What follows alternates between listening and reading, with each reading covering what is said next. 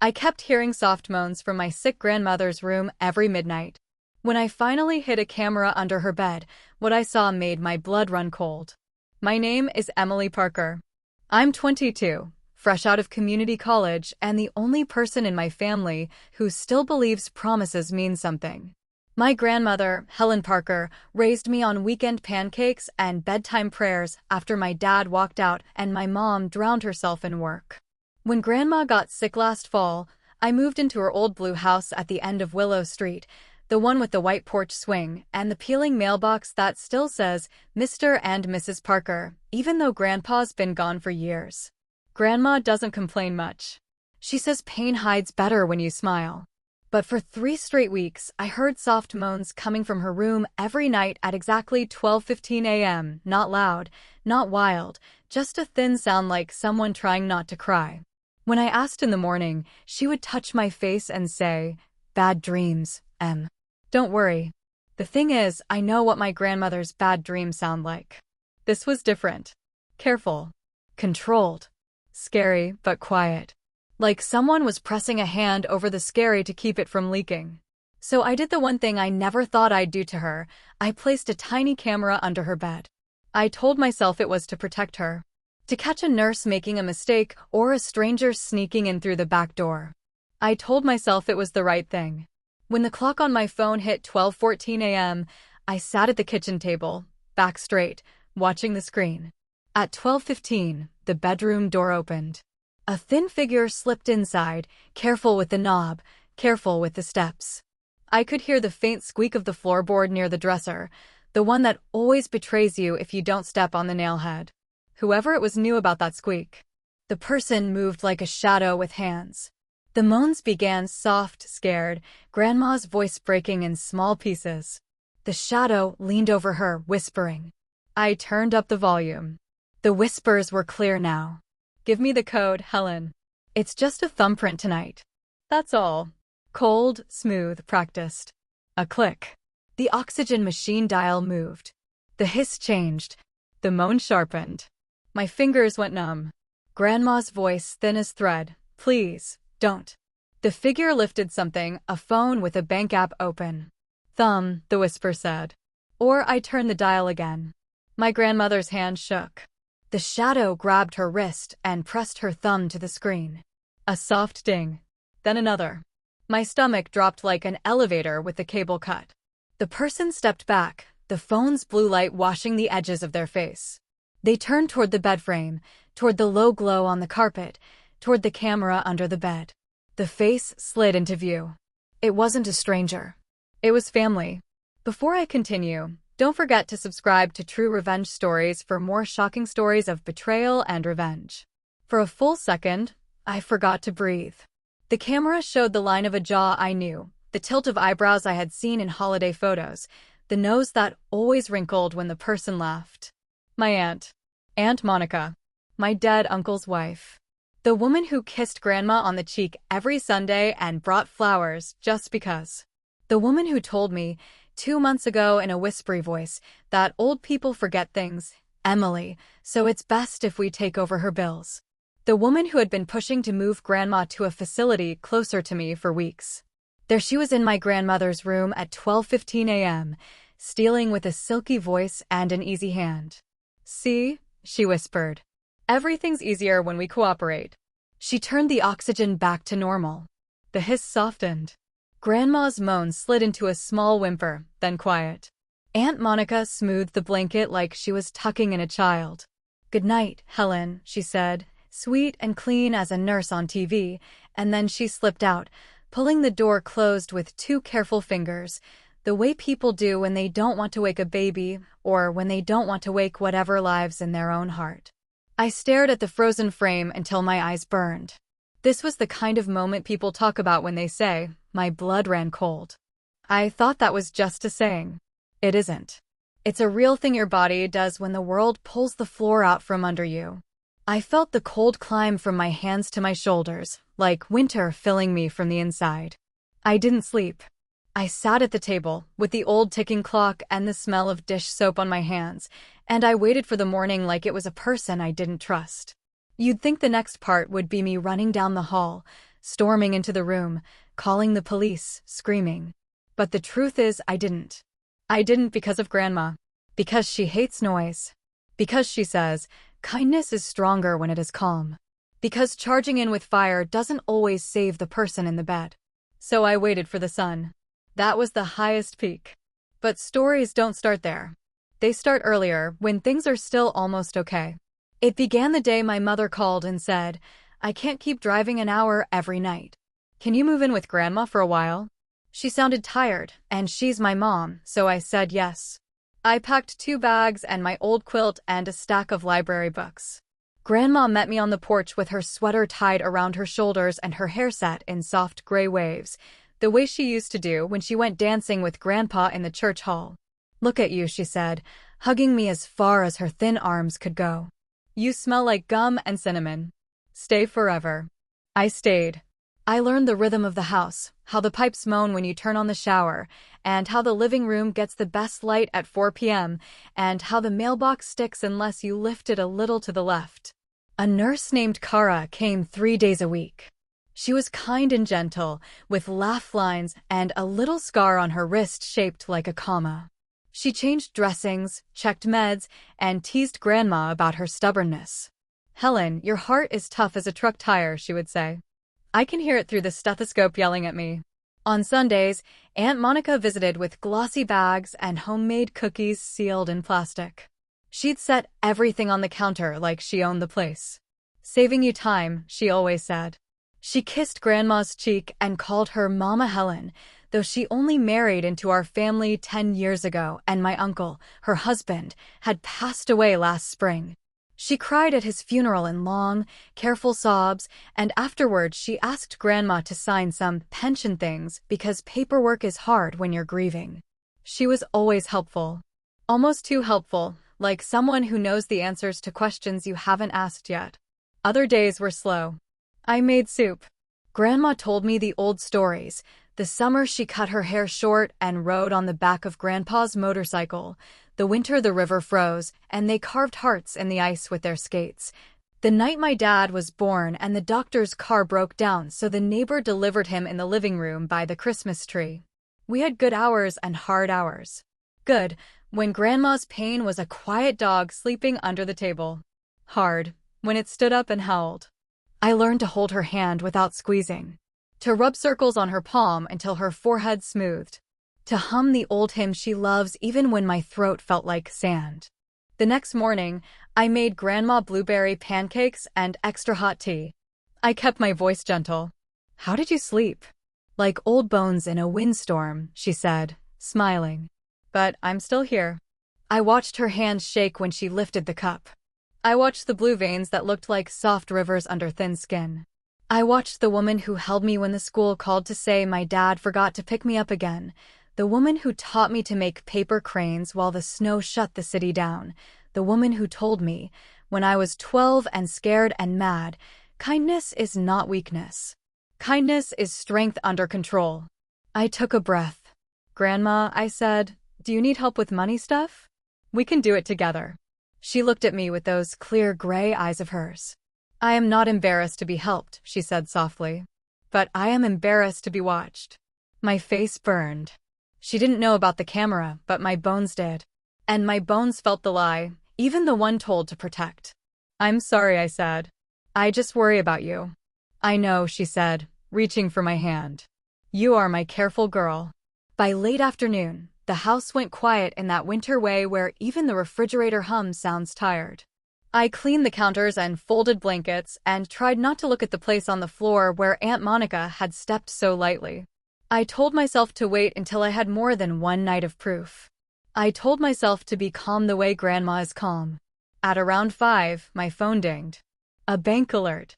I didn't have access to Grandma's accounts. Aunt Monica had handled that.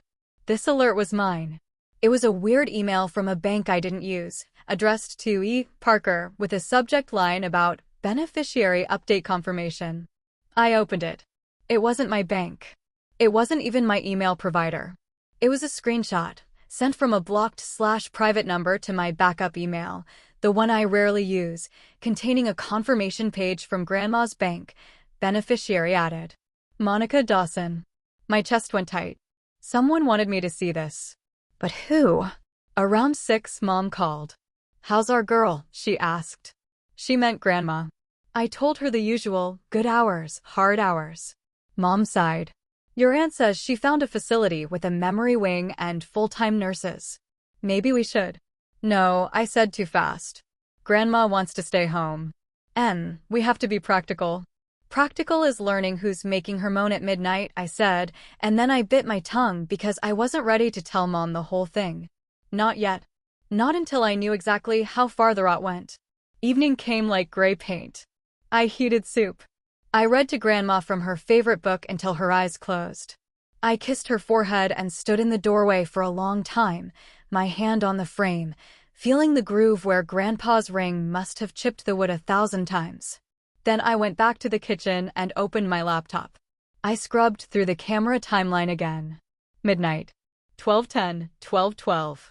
12:15, the door. The shadow. The thumb. The ding. I paused on Aunt Monica's face and zoomed in. She looked tired. Not sorry, just tired. As if stealing from a sick woman was hard work and she needed a nap. I stared until my eyes watered, then I took a slow breath and did the one thing people always forget to do in stories like this. I wrote things down. Dates. Times. Amounts. What she touched. How she moved the oxygen dial. The exact words she whispered. "It's just a thumbprint tonight." The threat, or I turn the dial again. Because revenge that is wild burns everything. Revenge that is careful builds a case. By the way, where are you watching from? Drop your city or state in the comments. I'd love to know how far these stories travel. The next day brought small, normal things. Less extreme things that make you think, maybe yesterday was a bad dream. Kara, the nurse, came in a bright blue sweater. She checked Grandma's vitals and frowned. "Her oxygen dips at night," she said. "We might need to adjust the machine." She moved the dial one notch and wrote a note. I watched her hands. They were steady. "Has anyone else been adjusting this?" she asked. "Just you," I said, forcing my voice to sound the way it always does. She nodded, then looked at Grandma. "You're a fighter." Grandma winked. I prefer the term stubborn. They laughed together, and I felt the air lighten, just a little. I made sandwiches. I watered plants that almost gave up last winter and decided, somehow, to live. I sorted mail and kept anything marked urgent in a drawer instead of on the counter. I played the old hymns on my phone and watched Grandma's lips move like she was praying. Maybe she was. In the afternoon, I walked to the corner store for milk and raspberries because Grandma said she wanted red food that tastes like summer. The cashier, a man in his 50s with a faded baseball cap, told me my grandmother was the nicest lady he'd ever met. "Your gran used to buy extra milk for families on our street," he said, scanning my items. Said nobody should drink coffee black if they don't want to. On the way back, I cried for 2 blocks and then wiped my face and told myself to be strong in the way Grandma taught me. Strong doesn't mean loud. Strong means steady. That night, I didn't place a new camera. I didn't change anything. I wanted to see if the pattern would hold. At 12:15, the door opened again. The same steps. The same careful turn past the squeak. The same small hiss of the oxygen dial, the way a snake might sigh if it was tired of being evil. The same whisper thumb. The same ding. But there was something different this time. A second shadow in the hall. A pause, like someone waiting their turn on a stage. The first shadow, Aunt Monica, whispered, "Hurry," to someone I couldn't see. Then a hand I didn't recognize slid into frame and took the phone. A man's hand. My heart knocked so hard I thought it might break a rib. The hand had a dark scar on the thumb and a cheap ring on the pinky. I had seen that ring before, through the crack of a cracked door on Christmas Eve when he took off his coat. Ryan. My cousin. Aunt Monica's son. The one who borrowed Grandma's car and returned it with the gas tank under E. The one who said, "Relax, Emily, it's just money," when I asked him to pay her back. The one who laughed when Grandma mixed up his name with my dad's. He didn't correct her gently. He laughed. He wasn't alone anymore. He was in it. I felt something in me harden, like syrup turning to glass. The phone's light flashed across the sheet. Aunt Monica put the oxygen back to normal. They slipped out. The door clicked shut. Silence came down like a lid. I should have felt empty. Instead, I felt focused. Sharp. The way you feel when you know the test question before the teacher asks it. I moved through the next day like a person packing a suitcase in her mind. I called the bank and asked general questions about elder fraud without saying names. I looked up state laws. I found the phone number of a local elder law attorney with a 5-star review from a woman named Janet who said, "He saved my dad's house from a greedy sister." I didn't call him. Not yet. But I saved the number. I also did the thing kindness requires. You look beyond the crime to the person in the bed. I asked Grandma if she wanted the porch swing cleaned. She said yes. I wiped it down and hung a blanket over the back and made her tea, and we sat wrapped in our sweaters under a gray sky that smelled like rain. She closed her eyes and said, "This is what heaven might be. Cold air, warm hands." Warm hands, I repeated. She squeezed my fingers. "Emily," she said, "if I forget something important someday, remind me that love is not a trick." I will. We sat there until our noses turned pink, and then I put her to bed and hummed her hymn and told her I'd see her in the morning. At 11:50, my phone buzzed. A text from a number I didn't know. "Don't do anything stupid." I stared at the screen until the letters went blurry. I typed, "Who is this?" The bubbles appeared. Disappeared. Appeared again. Then nothing. At 12:15, the door opened. Same ballet. Same theft. Same soft hiss. I recorded it. I wrote it down. I kept my breathing quiet. I didn't expect the front door to open too. It happened at 12:32. A soft click, like a key turned by a hand that had done it 100 times. I froze. The camera under the bed couldn't see the front hall. My body moved before my brain did. I stood up, silent, slipped into the dark dining room, and peered through the crack between the curtains. A figure stood in the entryway. Tall. Wearing Grandpa's old brown work jacket. My throat went dry. The jacket had hung on the back of the laundry room door since the funeral. No one wore it. No one touched it. The person lifted their head like they were smelling the house. Like they knew it and wanted it to know them too. I stepped back, heart pounding in my ears. A floorboard creaked near the stairs. The figure turned toward Grandma's room, toward the soft moans, toward the camera under the bed that could see everything except me. And that was when a voice low and calm came from the dark, from the doorway of the kitchen right behind me. "Put your phone down, Emily," the voice said. "Let's not make this messy." I turned, very slowly, my spine a line of ice. The light from the stove clock touched the edge of a face I hadn't seen in 2 years. A face I wished I could forget and never could. My father. "Put your phone down, Emily. Let's not make this messy." My father's voice was calm, like he was asking me to pass the salt at dinner. The stove clock threw a thin green light on his jaw. He looked a little older, a little thinner, but his eyes were the same, soft brown when he wanted something, hard brown when he already had it. I didn't drop my phone. I slid it into my hoodie pocket slow, palms open like I was showing him I wasn't holding anything sharp. "Grandma's sleeping," I whispered. "If you wake her, I call 911. He smiled. "You always were a smart kid." Behind him, down the hall, a floorboard creaked again.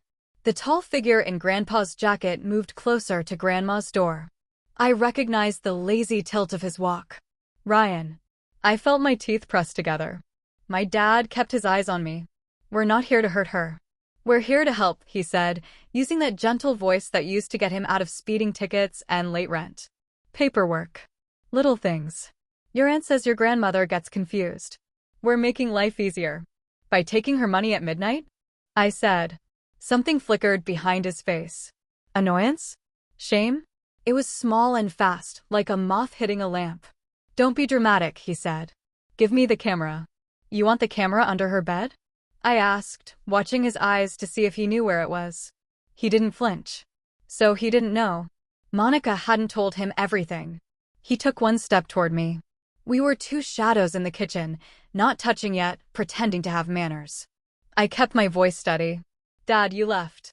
I handled birthdays, broken sinks, college, all of it. Don't show up now and act like you know what this house needs." He blinked like I'd thrown something at him. Then he leaned close and lowered his voice even more. "This is bigger than you," he whispered. "The house, the accounts, the insurance. Monica has a plan. Ryan's just helping. Don't fight the tide, Emmy. You'll drown. Don't call me Emmy." He nodded like he was trying to be kind. "You think I like this? I owe people. Monica helped me out after I lost the shop." The old shame crept into his voice, the one that smells like gas stations and IOUs. "Once this is done, we're all fine. You'll even get something, I promise." "I don't want something," I said. "I want Grandma safe."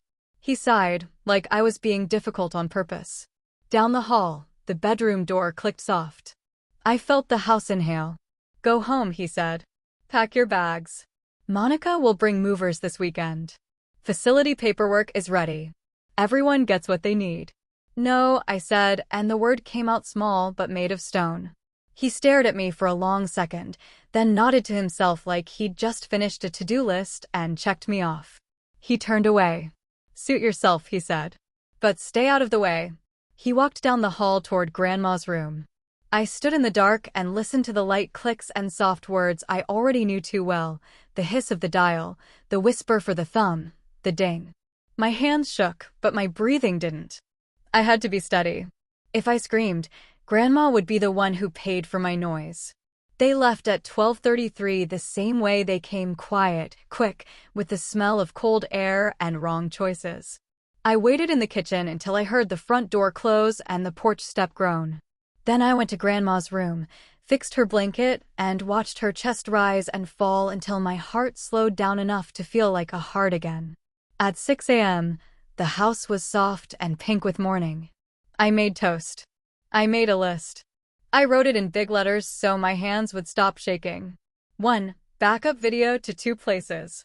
2. Call elder law attorney. 3. Freeze accounts/fraud alert. 4. Talk to Kara, nurse. 5. Call mom, only fax. No panic. 6. Hide the camera better. Add a second.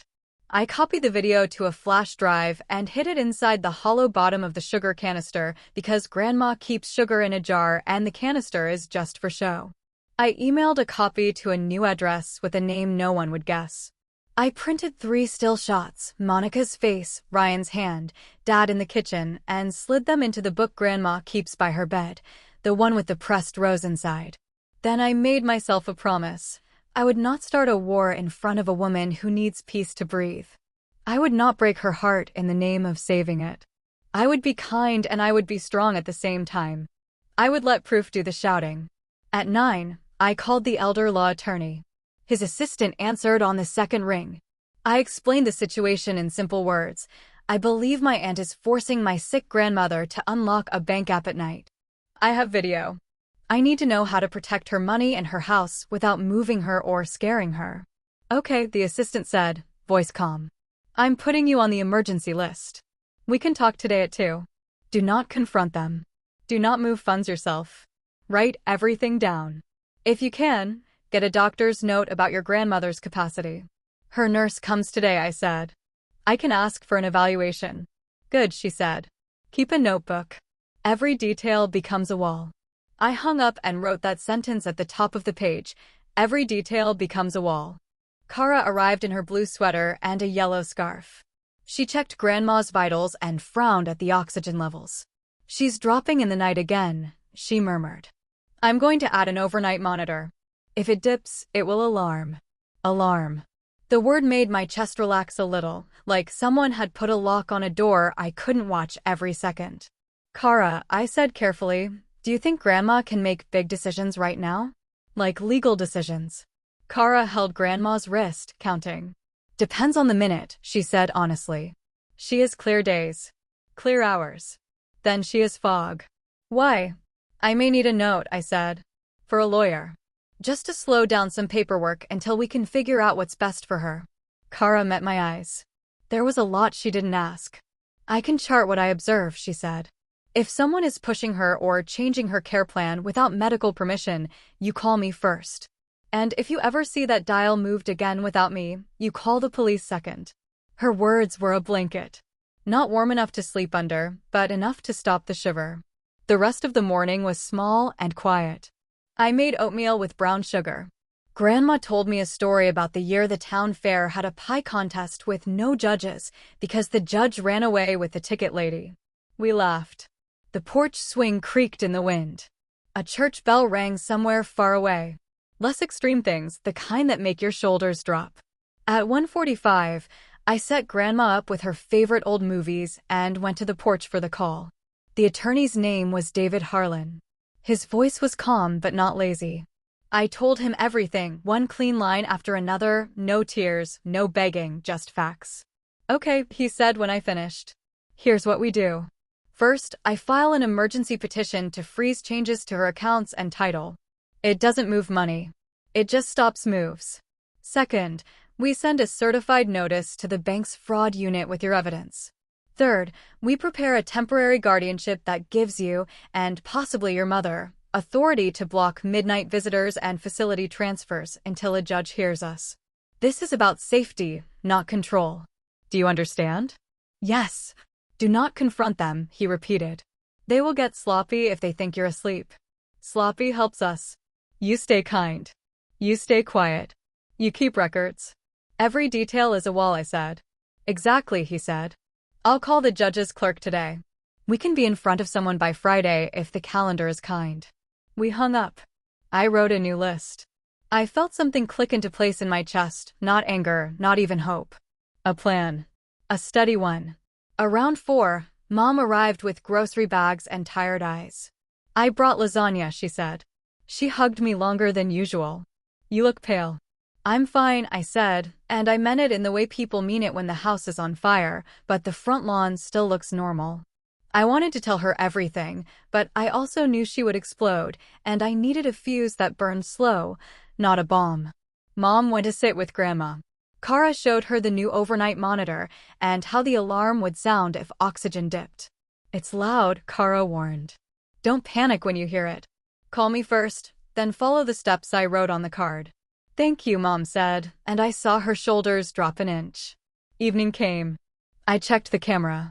I changed the battery. I added a second camera inside the laundry basket with a tiny hole in the weave. I slipped my flash drive into a sealed envelope and wrote David Harlan across it, then tucked it into my backpack. At 8 p.m., Aunt Monica texted, swinging by to drop medicine. I stared at the screen. She was testing me. She wanted to see if I was watching the door, if I would try to block it. I typed back, Grandma's resting. You can leave it on the porch. She replied with a smiley face and a heart. Sweet. Clean. Poison wrapped in ribbon. At 9:30, a car idled outside. I peeked through the curtains. Not Monica's SUV. A white van with no logo. 2 men sat in the front, silhouettes, talking. My skin went cold. I wrote down the license plate. Every detail is a wall. At 10, the van drove away. The street got quiet again. I fed the cat that isn't ours but eats on our porch. I checked the locks twice.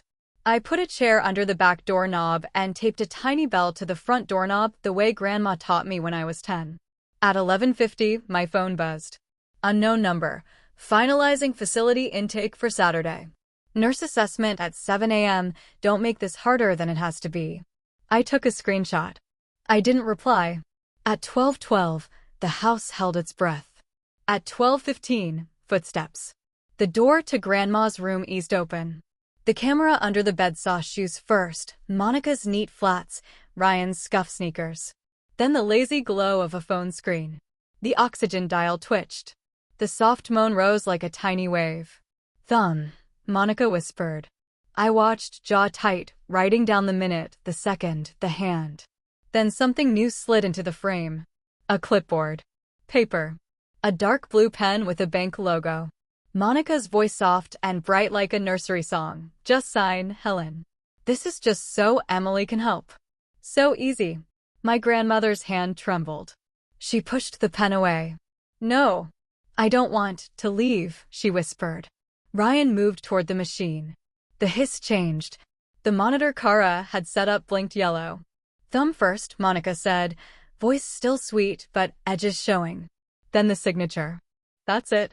My fingers dug into the edge of the table so hard I felt wood under my nails. Every cell in my body wanted to run down the hall and throw the door open and rip the pen in half. But I had promised myself proof, not fire. I reached for my phone with shaking hands to start the backup recording, extra sure. And then a key scraped the front lock. The door opened. Heavy steps. A cough. A man in a gray suit walked into my grandmother's hallway like he owned it. He carried a leather bag and wore a little badge clipped to his pocket.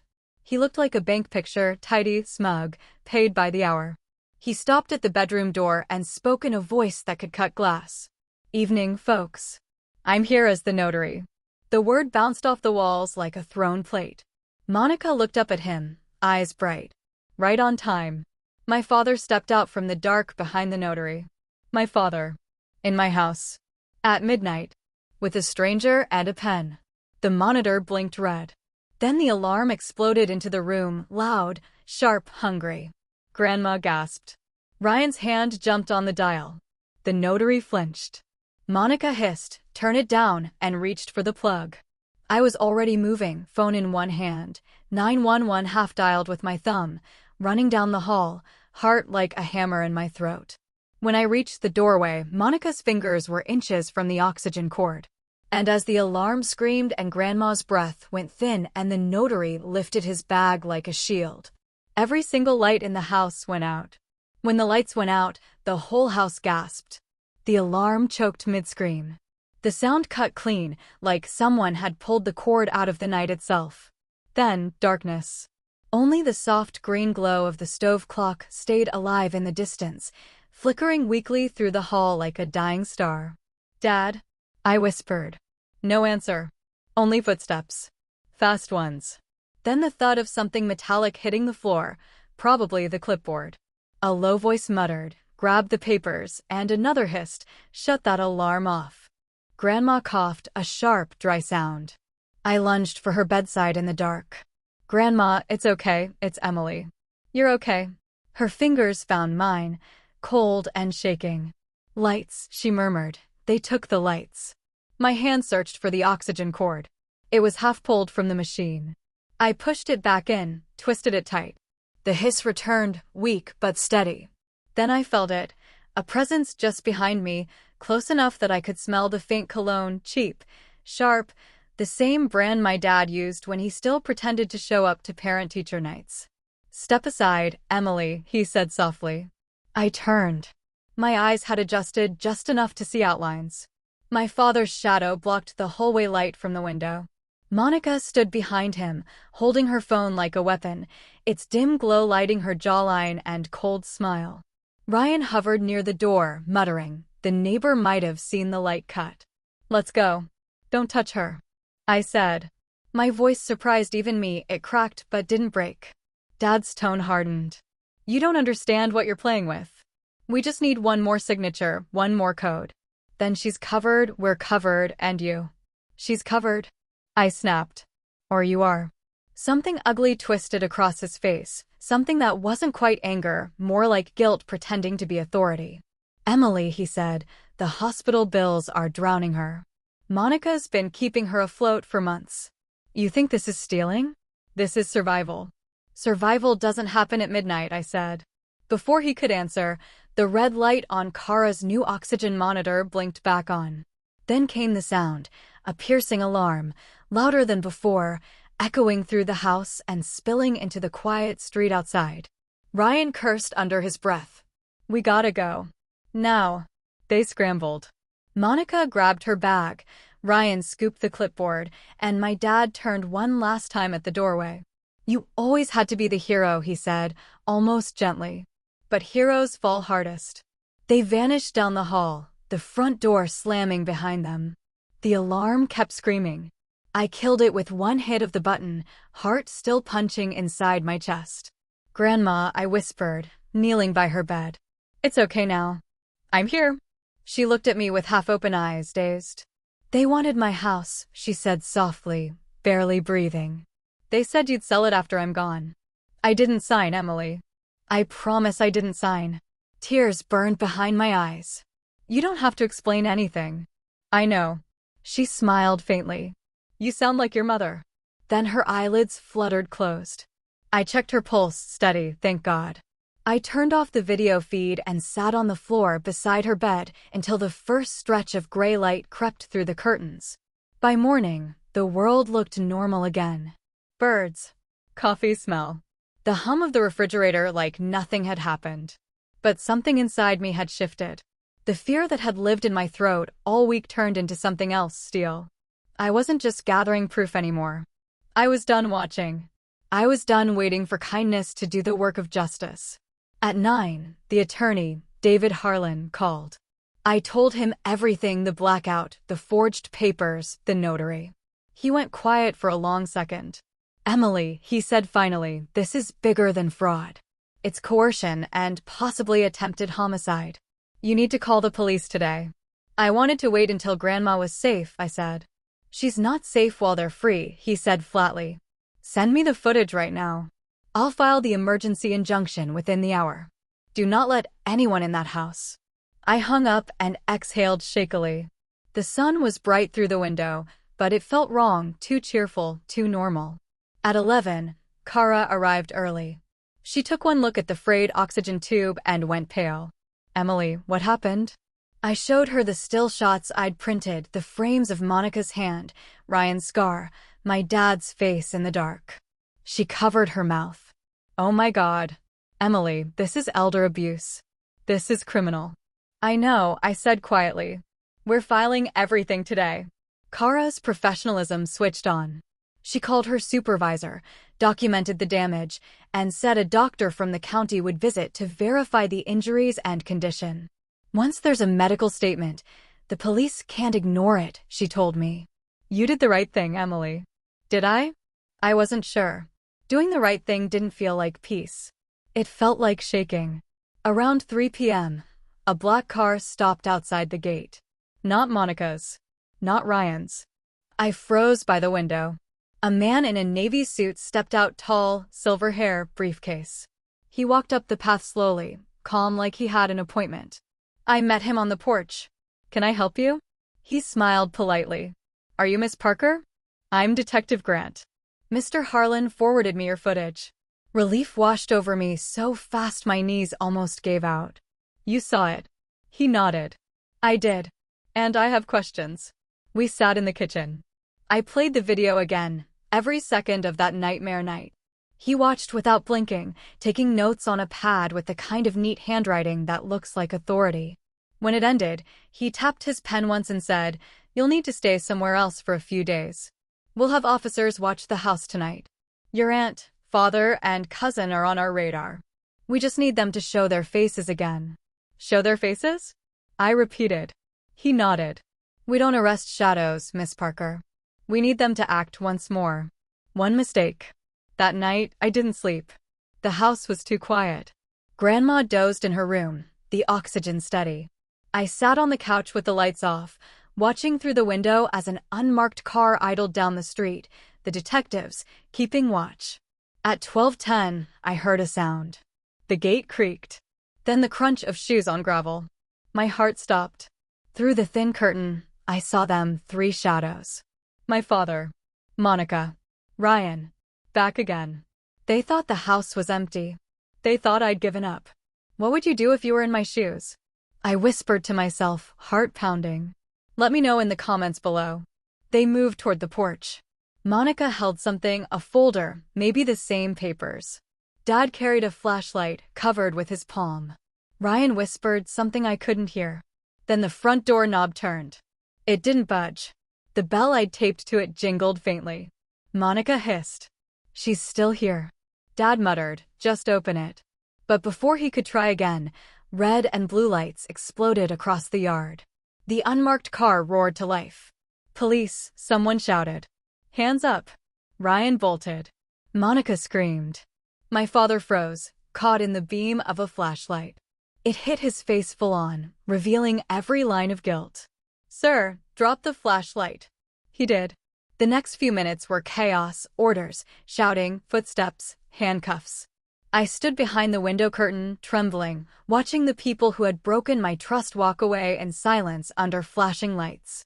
When it was over, Detective Grant came to the porch. "It's done," he said quietly. "They'll face charges for elder abuse, coercion, and attempted fraud. You and your grandmother are safe now." I nodded, but my throat ached too much to speak. He paused, then added, "You handled this with grace most people twice your age wouldn't manage." When he left, I went back inside. Grandma was awake, eyes open, watching the lights fade through her window. "Is it morning?" she asked. "Almost," I said. "But it's going to be better now." She smiled faintly. "Told you kindness is strength under control." I sat on her bed and held her hand. For the first time in weeks, her fingers were warm. Outside, the last police car rolled away. The street fell silent again, but it wasn't the same kind of silence as before. It was peaceful, whole, earned. And just as I exhaled, finally ready to sleep, a single vibration rattled my phone on the nightstand. An unknown number. One new message. It said only 3 words. "This isn't over." What do you think will happen next? Drop your guesses in the comments. The message glowed on my phone screen like a warning light in the dark. "This isn't over." I stared at it until the words stopped making sense. My throat tightened. My first thought was, they're out already. My second thought was worse. Someone else is helping them. I locked the phone, set it face down, and tried to breathe. Grandma was asleep, her oxygen steady, her hand soft under mine. The house was quiet except for the hum of the refrigerator and the creak of the porch swing outside. Everything looked peaceful. But that message sat in the middle of it like a snake under a rug. The next morning, Detective Grant called. "They're in custody," he said. "All 3. Your father, your aunt, and your cousin." "Then how did someone text me?" I asked. He paused. "Could be one of their contacts. We'll trace it. For now, keep your phone close and don't answer unknown numbers. You're safe, Emily, but stay alert." "Safe," I repeated softly. The word didn't feel real. By noon, the neighborhood had already turned the story into whispers. Mrs. Denton from across the street left a note on our porch. "We're praying for you and your grandmother." I didn't even know she knew my name. Kara came by with fresh supplies and stayed for lunch. She looked around the house like she was checking for ghosts. "You did everything right," she said. "Most people would have ignored the signs." I almost did, I admitted. I kept telling myself it was a bad dream. Kara's face softened. "That's what abusers count on." Silence. She hesitated, then added, "The hospital called. They can send a physical therapist for Helen twice a week if you approve. It's free under her new insurance file." I frowned. "New insurance file? Who changed that?" "Didn't you?" she asked. I shook my head slowly. Her expression darkened. "I'll call and find out." Could just be clerical, but stay cautious. After she left, I checked Grandma's mail. Among the usual medical letters and church newsletters, one envelope stood out, thick, no return address, my name handwritten in black ink. My stomach twisted. I opened it. Inside was a single printed photo, a still frame from my hidden camera. The one from under Grandma's bed. It showed my father looking directly at the lens. Only this time, his eyes were glowing faintly white. And across the bottom of the picture, in bold red letters, someone had written, "You didn't see everything." My fingers went cold. I flipped the photo over, blank. No note, no sender. But I knew what it meant. Someone else had access to my footage. Someone who'd been watching me watching them. I checked my devices. The laptop's camera light flickered once. My heart skipped a beat. I slammed it shut and unplugged the Wi-Fi router. Then I took my phone, deleted the app that connected to the hidden cameras, and crushed the tiny camera itself under my shoe. But even after the plastic cracked, I couldn't shake the feeling that I was still being watched. That night, I didn't sleep. Every sound in the house felt louder. Every shadow looked longer. The grandfather clock in the hall ticked louder than I'd ever heard it. At exactly 12:15 a.m., the same cursed time I'd first heard the moans, the wind outside rose like a sigh. The curtains shifted. The air in the room changed, heavy, colder. Then the oxygen monitor blinked red. I sat up so fast the blanket fell off. "Grandma?" She stirred, coughing. The machine was still plugged in. The tube was fine. But the alarm light flashed again, no sound, just flashing. Then a text buzzed on my phone. Unknown number. Check under her pillow. My blood froze. I stared at the phone, at the blinking monitor, at the frail outline of my grandmother in bed. Slowly, I lifted the pillow. There, folded into a neat square, was another photo, fresh, glossy. It was a picture of me, standing at the kitchen counter that morning, taken from behind. Before I continue, don't forget to subscribe to True Revenge Stories for more shocking stories of betrayal and revenge. I dropped the photo like it burned. My mind raced. No one could have taken that picture. The house had been locked all day. The windows were sealed. Unless the cameras weren't all mine. I ran to the living room and turned on the lamp. My reflection in the dark TV screen looked like a stranger, hair messy, eyes wide. I scanned the corners of the room, the air vents, the bookshelf. Then I saw it, a small black dot inside the smoke detector. I climbed on a chair, twisted it down, and there it was, a micro camera with a blinking red light. My knees almost gave out. Someone had planted it long before I ever bought my own cameras. Maybe weeks ago. Maybe months. Maybe when Monica first started visiting so often. I gathered every detector, every plug, every device I didn't recognize and dumped them in the sink. I turned the faucet on full blast and watched the sparks die. Then I called Detective Grant. He arrived within 20 minutes, wearing a dark coat and a look that said this wasn't his first nightmare. 2 tech agents followed, scanning the walls with handheld detectors. Within an hour, they found 7 hidden cameras. 1 in the vent. 1 in the hallway light fixture. 1 inside Grandma's clock radio. Grant rubbed his temples. This goes beyond family theft, Emily. This was surveillance. Someone wanted every moment of this house recorded. Someone like Monica? I asked. He nodded slowly. Monica had access. But I think she wasn't working alone. Then who? He didn't answer. He just looked at the broken smoke detector in the sink, its red light still faintly blinking through the water. Then he said, "Do you know anyone named Evan Sharp?" The name meant nothing to me. I shook my head. Grant sighed. He's a former associate of your aunt. He runs a small private firm that helps families manage estates. That's the legal front. But we've seen his name in 3 separate fraud cases involving hidden cameras and manipulated wills. He disappeared 2 months ago. Are you saying he's been watching us? I'm saying he might have been orchestrating it. I sat down hard. So all this time, while I was recording them, someone else was recording me? He nodded. Exactly. By dawn, the agents left with all the cameras, the photos, and my devices. Grant told me to stay at a hotel for a few days until the house could be swept clean. I packed what I could, some clothes, Grandma's Bible, and the photo of her and Grandpa from their wedding day. Grandma didn't want to leave. "This is my home," she said, gripping my wrist weakly. "They can't take it from me." "They won't," I said, forcing a smile. "I promise." We left before sunrise. The streets were empty. The sky was gray and low, like it didn't want to look at us. I kept checking the rearview mirror, half expecting headlights to follow. But the road stayed clear. For a while. We checked into a small motel outside town. The air smelled like bleach and cheap coffee, but it was quiet. I tucked Grandma into bed, locked the door, and sat by the window watching cars pass on the highway. That's when I saw it, across the street, parked under a flickering streetlight. A black van. No logo. Same one from before. Its engine wasn't running, but its headlights flashed once, like a blink. Then my phone buzzed again. "Unknown number, you moved." Cute. My hands trembled as I typed back, "Who are you? What do you want?" 3 dots appeared, disappeared, appeared again. Then finally, "Unknown number, you'll find out tonight. Bring her home."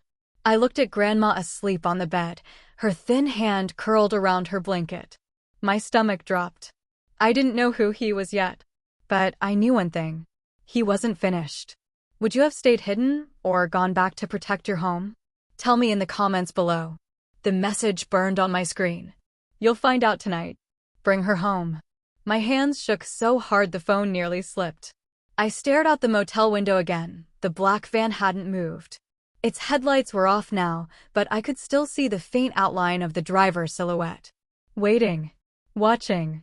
I turned off the lamp, moved away from the window, and locked the door again even though I'd already done it twice.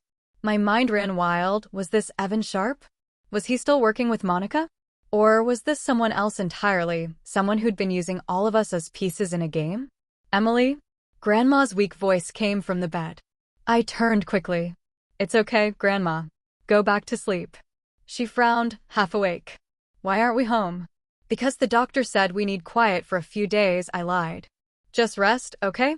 She nodded faintly and closed her eyes again. I sat on the edge of the bed and pressed my palms against my forehead. My whole body felt hot and cold at the same time.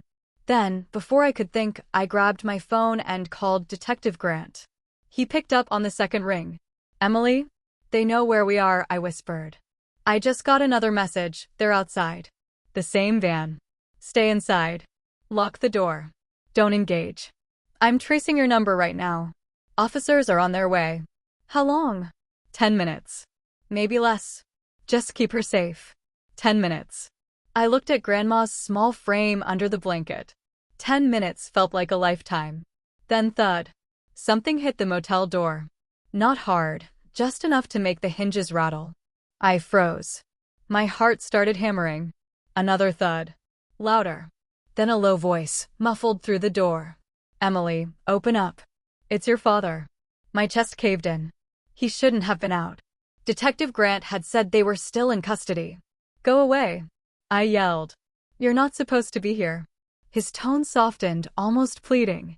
Listen to me. You don't understand what you're mixed up in. Evan's dangerous. He's not after money anymore. He wants something else. I backed away from the door, clutching my phone like a weapon. You're lying. Check the news, he said. Then decide. I opened the news app with trembling fingers. The first headline stopped my breath cold. Private investigator Evan Sharp found dead in rural crash, foul play suspected. The article was short. His car had veered off a bridge the previous night. No witnesses. No camera footage. Just one burnt phone recovered from the wreck. I looked at the door again. If he's dead, I called, why are you here? Silence. Then my father said quietly, because I think someone else is using his name. Before I could reply, the sound of police sirens filled the distance, faint but growing louder. My father's voice broke through one last time. They'll never believe me if I stay. But please, Emily, check Grandma's ring. Then the footsteps faded. By the time the blue lights flashed through the motel window, he was gone. The officers swept the parking lot, guns drawn. The van was still there, but empty.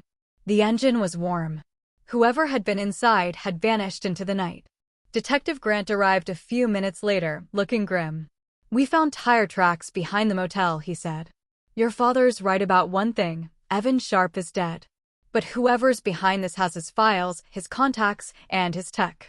He looked at the ring Grandma always wore, a small gold band with a pale blue stone. May I? He asked. I hesitated, then gently slid it off her frail finger. Grant held it under the flashlight, turned it once, and then twice. Inside the inner rim, hidden so deep it was barely visible, was a black microchip. Grant exhaled. Tracker, he said. And maybe more.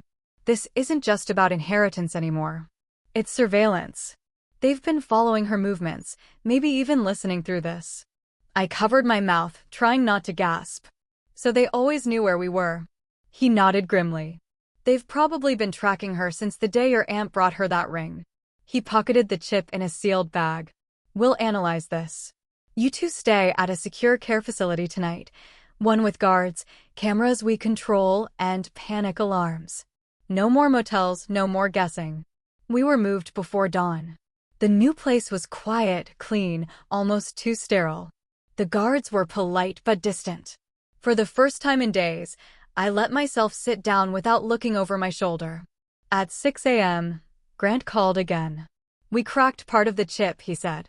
There's data on it, names, account numbers, and video timestamps. But the strange part is the last entry. What does it say? It's a live feed label. Live feed? I repeated. Yes, it's titled Room 203. I froze. That's our room number. Before I could even respond, the light above us flickered. Once. Twice. Then the wall-mounted TV, which we hadn't touched, turned on by itself. The screen was black for a second, then grainy static. And then an image formed. It was our room. Me, Grandma, sitting right there. From an angle above the bed, like a ceiling camera. I looked up slowly. The red indicator light above the smoke detector blinked once. Someone had already found us. By the way, where are you watching from? Drop your city or state in the comments. I'd love to know how far these stories travel. I stood, heart racing. Grant, there's a camera here. His voice was sharp. Get out now, Emily. Get her outside. The line cut. A loud pop echoed from the hallway, like an electric short. Then the lights died again. Total darkness. I grabbed Grandma's hand. We're leaving. She whispered weakly, Emily, he's here. Who? I whispered back, scanning the shadows. Her eyes were glassy with fear. The man from the funeral. He followed Monica. I saw him in the hallway that night. He said my house belonged to him now. My chest tightened. What did he look like? Her answer was so quiet I almost missed it. He had no eyes. Just light. And then knocks. Slow, deliberate, on the door of room 203. 3 times. I froze. Emily, the voice outside was calm, too calm. Male. Soft. Open the door. You've seen too much. The doorknob turned. The sound of metal scraping filled the dark. And just before the door cracked open, Grandma squeezed my hand hard and whispered, run. What do you think will happen next? Drop your guesses in the comments. Grandma's whisper cut straight through me. Run, she said again, her frail fingers gripping mine with a strength that didn't match her body. The door handle rattled harder this time. One more twist, and it would open. I scanned the room. Tiny window, narrow bathroom, one exit. There was no time to think. I grabbed the oxygen tank, disconnected it, and wrapped my arm around Grandma's shoulders. Hold on, I whispered. Then the door exploded open. A flood of dim hallway light spilled in. A tall man stood in the doorway, face half hidden beneath a black baseball cap. His head tilted slightly, and I saw the reflection of light, exactly where his eyes should have been. Not glowing, not human. Just light. He stepped forward slowly. Emily, he said, his voice disturbingly calm. You shouldn't have opened those files. Every instinct in my body screamed run. I pushed Grandma's wheelchair toward the window, yanked the curtain aside, and kicked the latch until it cracked open. Cold morning air hit my face. The man lunged. His hand caught the back of the chair, metal scraping against tile. Stop, he barked. Let go. I shouted back, slamming the oxygen tank into his arm. He grunted and stumbled backward. I shoved the chair forward, pushed Grandma through the window, and climbed out after her. We landed hard on the gravel below, but adrenaline drowned the pain. I looked up. He was already at the window, watching, head tilted again like he was studying me. Running won't change what you saw, he said, voice low and too calm. They'll all come back. Then he disappeared. I grabbed Grandma's chair and ran, barefoot, down the side alley. My heart pounded so hard I could taste blood. Somewhere behind us, I heard the faint hum of an engine starting. The van. I fumbled for my phone. It was still connected to the call with Detective Grant. Grant. I shouted. He's here. He found us, room 203. Static. Then his voice burst through. Emily, listen carefully. Don't go to the front. There's an exit through the laundry wing, north side of the building. Officers are 2 minutes out. Keep moving. We turned the corner, the wheelchair bumping over every crack in the pavement. Grandma's breathing grew shallow. I can't, she gasped. Yes, you can, I said, my voice breaking. You have to. The hum of the van grew louder. Headlights swept the wall ahead of us. I yanked the chair behind a dumpster just as the van turned into the alley, moving slow, searching. The driver's window rolled down. A gloved hand reached out, holding a phone. The same number that had texted me before. The voice from the van spoke through a loudspeaker, distorted but eerily familiar. Come out, Emily. Bring her home. I clutched Grandma's hand. Not this time, I whispered. A police siren wailed in the distance, closer, louder. The van's headlights jerked off, and tires screeched as it sped away into the opposite street. Grant's car swung into the alley seconds later. 2 officers jumped out. Grant ran to us, helping lift Grandma's wheelchair upright. "Are you hurt?" he asked. "No," I gasped. "But he's real, Grant. The man with no eyes, he found us." Grant's jaw tightened. "We'll check every camera in this facility, every hallway feed." He escorted us back inside, this time to a secure room deeper in the building, reinforced door, locked windows, 2 guards outside. Grandma fell asleep almost instantly, exhausted. I sat across from Grant while his team went through the footage. "Did you see him?" I asked. He nodded slowly, face pale. "Yeah, but the cameras glitched the second he appeared. Static. Like he scrambled the feed." "So what is he?" "Another associate of Evans." Grant hesitated. "I don't know, Emily. But whoever or whatever he is, he knew the layout of this place. And he's using tech I've never seen before." He leaned closer. "You mentioned his eyes, glowing?" I nodded. It wasn't reflection. They were lit, like small flashlights. You could see the light pulse.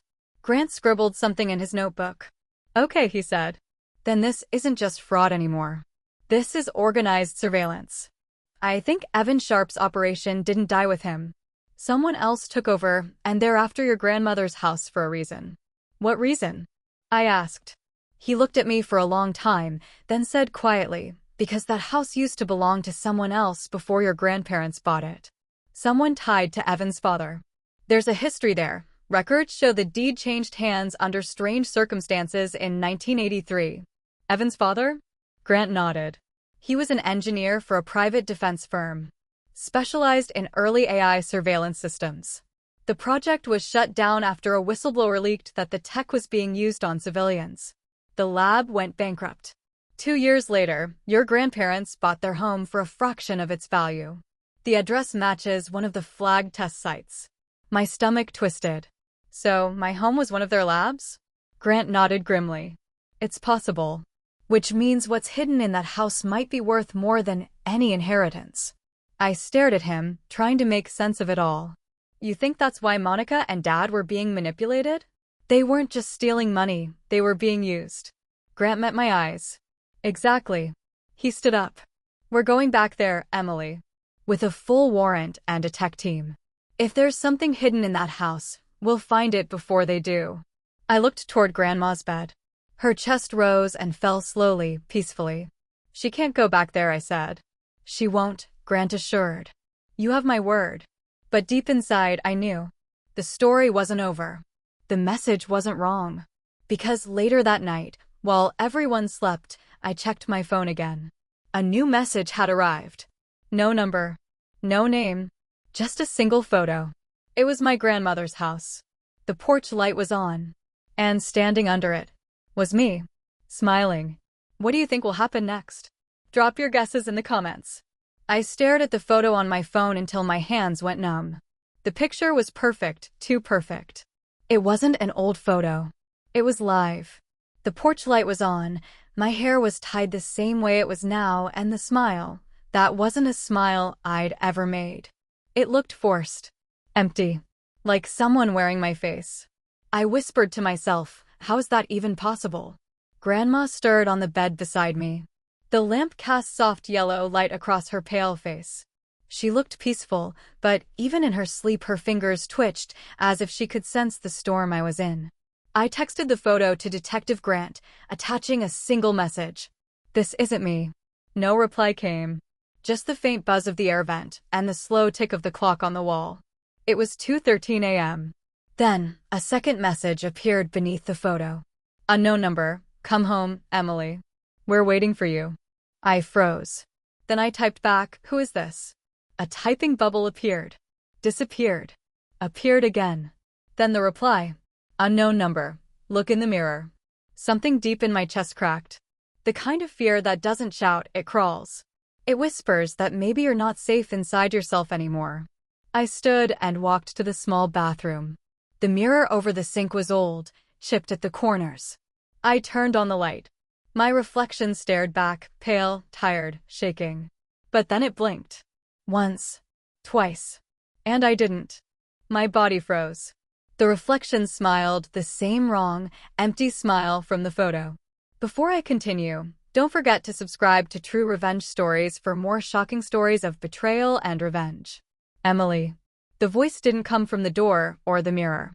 It came from inside the glass. Do you know what they built under that house?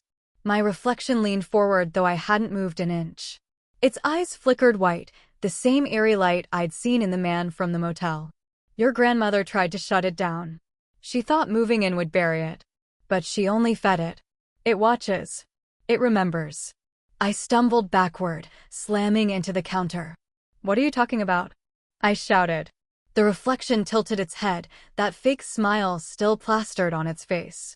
You were supposed to help finish it. That's why you were brought home. Finish what?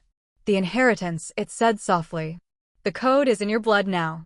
The mirror flickered, static waves rippled across the surface like a screen glitching, and then everything went black. I woke up on the floor, the lamp flickering overhead.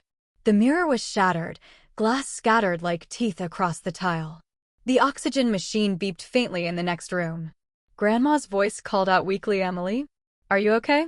I ran to her side. I'm here, I said. She looked at me, her eyes half clouded, half clear. He's not gone, she whispered. Evan's father. He made a copy. It lives in the house, in the walls, in the power. My heart stopped. A copy? She nodded slowly. He used people like us to test it. It can wear faces. Yours. Mine. Anyone's. That's what your aunt found. That's what they were trying to sell. I sank onto the chair beside her, my mind spinning. Then that man with the glowing eyes. Wasn't a man, she said. It was it. I felt the air in the room change, cold, metallic, humming like electricity beneath the floor. The lights flickered again. And then buzz. My phone lit up on the table. Another message. Unknown number. Stop running. She's already given me access. I grabbed the phone, my heart slamming against my ribs. No, I whispered. No, you didn't. But when I turned back to Grandma, her eyes were open wide. Still. The monitor beeped once. Then flatlined. Grandma, I shouted, grabbing her shoulders. No, no, please. The machine screamed, the sound stabbing through the room. I hit the emergency button. Nurses rushed in. Grant followed seconds later, his face pale. What happened? He demanded. She just stopped breathing, I stammered. And the message, he said she gave access. Grant's eyes widened. Access to what? I handed him my phone. The message was gone. The screen was blank. Just my wallpaper, our porch at sunset. But in the reflection on the phone's black border, I saw movement. Behind me. I turned. The TV in the corner flickered on by itself. Static. Then an image. Grandma's face. Alive. Smiling. Speaking. But her voice wasn't hers. Don't be afraid, Emily, it said softly. Now you'll never be alone again. The screen cut to black. The lights went out. And from the hallway, in the pitch darkness, came that same low, mechanical whisper I had heard from the mirror. Come home. If this story gave you chills, like, comment, and share, and don't forget to subscribe to True Revenge Stories for the final chapter. And I didn't.